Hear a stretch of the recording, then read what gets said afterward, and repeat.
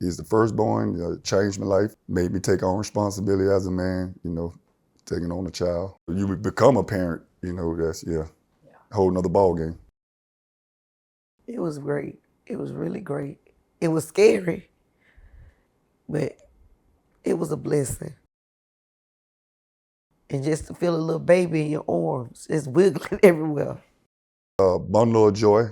As a toddler, when he learned how to walk, he was all over the house, just ripping and running. Getting into everything. Loved to play with wrestling men, toys. He loved cars. The movie Lightning McQueen, he loved that. When he about 4 or 5, a good eye coronation in hand and all. He was an athlete. He was starting out in Pee Wee, like 4, 5, 6 years old. He was the quarterback for the team. He was a leader, As a young kid, he was a leader. He played basketball too, baseball. He was on the tournament team, all-star team, baseball. I played ball with him when I got a chance, when I didn't give out and get tired, because he could play ball all day. If he'd come to my house, he in the 6th or 7th grade or whatever, he had a crew with him. They always followed him to my house. They get in the yard, they gonna play football. They gonna kick up some grass. For basketball, he was the point guard for the basketball team. And he played basketball 8th, 9th grade varsity, starting varsity, 8th, 9th grade, all the way through. He played varsity basketball when he should have been playing JV. He pretty much, led the team. He made the team go. He was fast, he could handle the ball real good. He was quick. I know he started, but I don't know about basketball. I like to watch it. We always attend the ones that was home. We went to some of the away games, but we always attend the basketball games and the football games. Football, he played quarterback for JV, then he got on varsity. He became the DB and wide receiver, led the team in interceptions his last year playing. He got the DB award for the team. You can say he had quick feet. He could determine, when they throw the ball, he could determine where that ball was going to be, and he would always get in position, to make sure that he could make the play, either knock it down or he can intercept it. He was a good student. He was all right. He did all that, maintaining his grades, to play sport. He did all this while maintaining the job, too.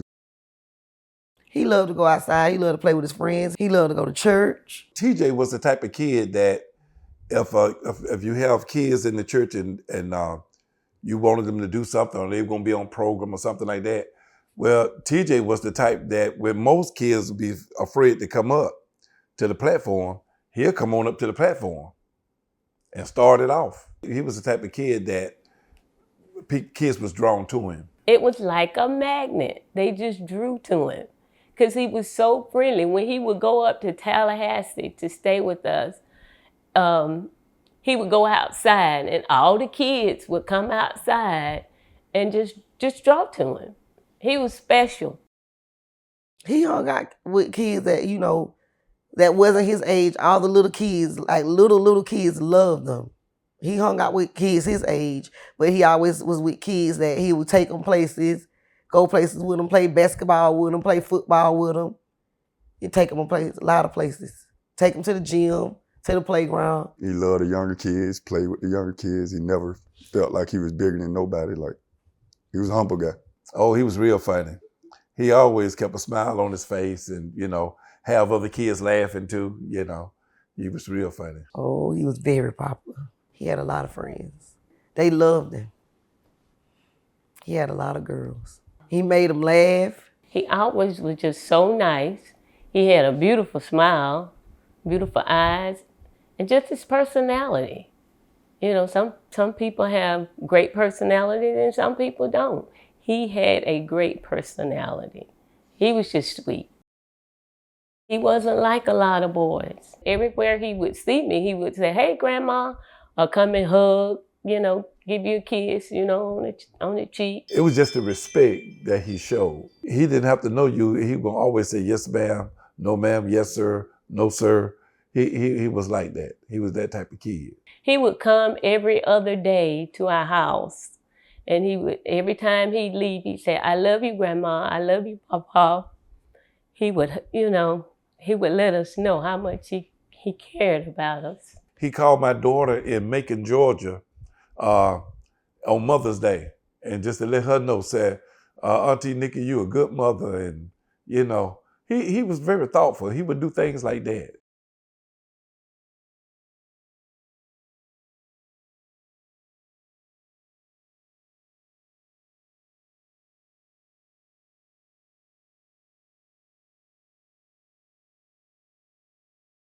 My middle son called me and said someone had just called and said he got in a car accident. So I was like, keep calling his phone. So I kept calling his phone. And we got out there and seen the flashing lights. Rushing out there, got out there and seen the yellow tape. And like I said, I know it went good when you see the yellow tape. So I was trying to run down there to get to him, but they wouldn't let me go down there. And as my husband was saying, his friend worked out there and came and got us and lifted the tape up. Officer I used to work with, he became a police officer for the county, pulled me off to the side and told me he didn't make it. The only thing I can remember him saying is, I'm sorry. And I just hit the ground. That's the only thing I can remember because I blacked out. Sat down on the ground, cried, just somebody hit you in the stomach, just took the air out you like. Heartbreaking, my stomach was in knots. I just blanked out. Because at that point, my baby boy wasn't coming back.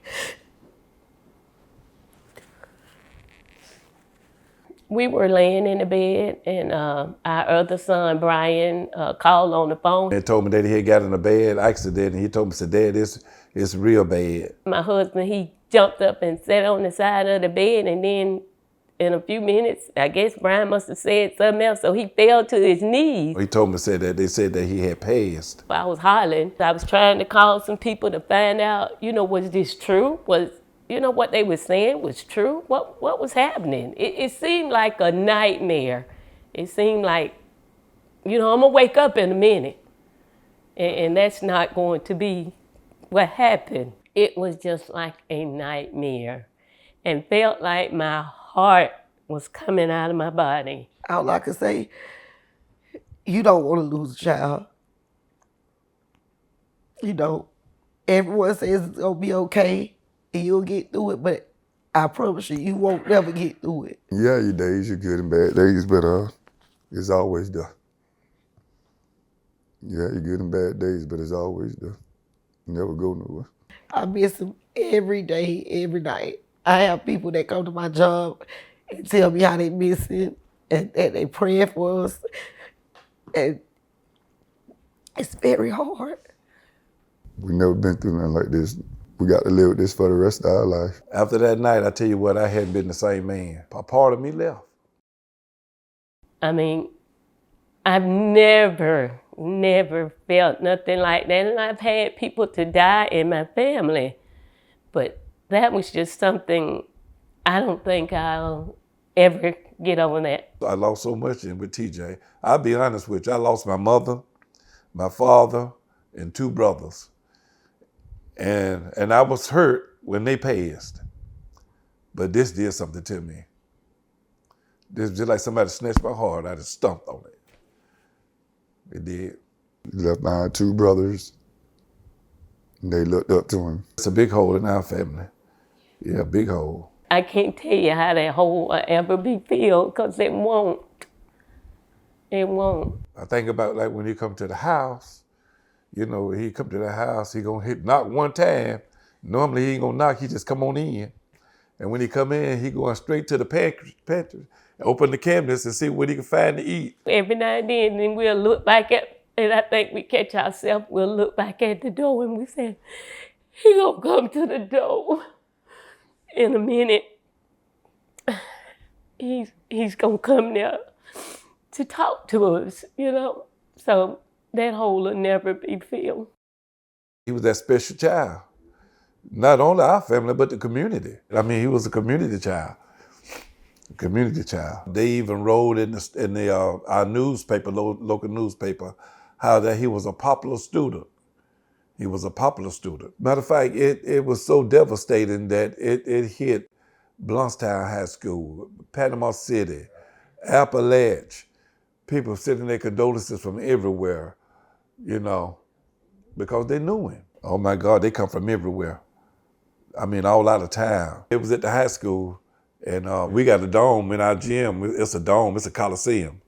And they was all upstairs. It was packed upstairs, up at the court and upstairs. They really loved him. They did everything as a senior class if it was like he was here. They included him in everything. Every time they played a football game, they'll spray paint his name inside the grass to remember him. Before they graduated, all his classmates went to the cemetery. They went to the cemetery and just stood at his grave. He was ready to graduate. He was ready to go off to school. And he was going to make us proud. That's all he said. I found a letter last year in his book bag saying how he wanted to make us proud. He couldn't wait to go to college and make us proud because that's all he wanted to do. I seen, man, I seen great things for him, like I say. So I know he's a hard worker. Like I said, football didn't pan out. He was a hard worker. He was go on and make a career out of something. And respecting to have grandkids from him, just, you know, the typical American dream. It's not the same. It's not the same. It's not the same without him here. Changed a lot. Cherish every moment that you got on this earth. The time that you got with your kids, your family, your wife. You got to cherish it. Cherish it. Yeah. Because you never know. Words can't explain it. Think about him every day. It's every day. Not a day goes by. Not a day goes by. The morning he left, I opened the back door for him, and I said, "I love you, TJ." He said, he said, "I love you, Mama." I said, "I love you too. Be safe on the road." And that's the last time I see my baby face. The last time.